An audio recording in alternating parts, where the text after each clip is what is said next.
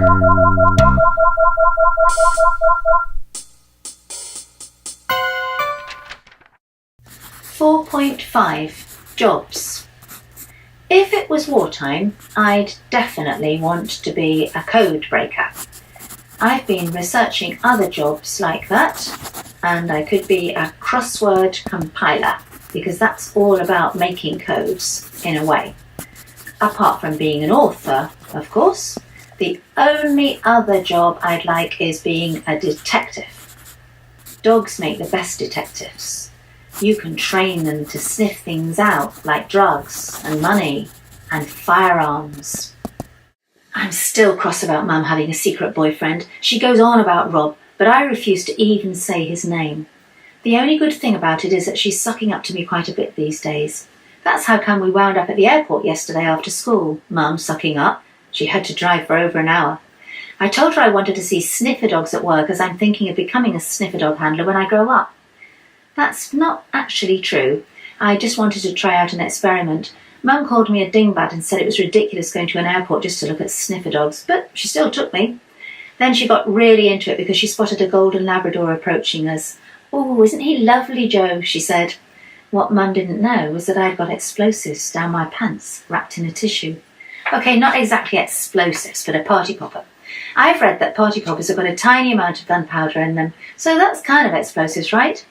You see, Noah and I had this argument about sniffer dogs. I said they could detect gunpowder even if it's only 1 grain and it's inside a piece of fluff in someone's belly button with loads of clothes on top of it. Noah said that was rubbish. I wanted to prove him wrong, only I couldn't fit the party popper in my belly button, so that's why I put it down my pants. So this is what happened. The dog pulled the handler urgently in our direction, and I thought, no, it can't be. And half of me was happy because it looked like this was the proof I needed, but the other half was panicking about what was going to happen next. The dog started sniffing the top of my trousers, barking its head off. I had my tomato head on, and Mum was speaking out of the corner of her mouth in her hissy voice with big gaps between every word. "What is going on, Joe?" So I was right about sniffer dogs. It's true. They can detect the most minuscule amounts of explosives hidden under about 1 million layers of clothes. This means that finding the party popper in my pants must have been the easiest work that dog had done for ages. Lucky old dog got a reward. Me, I got arrested. Well, kind of. The good thing about saying I'd been arrested was that Noah was impressed. He spread it around the whole class, and then everyone was impressed. Everyone except Croppo. I hate how Croppo can do that.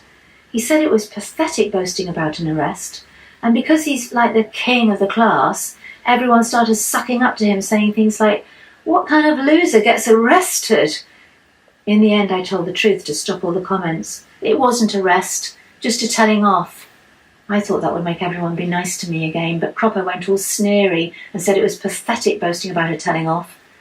I said I wasn't boasting, but no one was listening by then. The only person who didn't say a word was Berry Smith. I think it might have been better if she'd said something.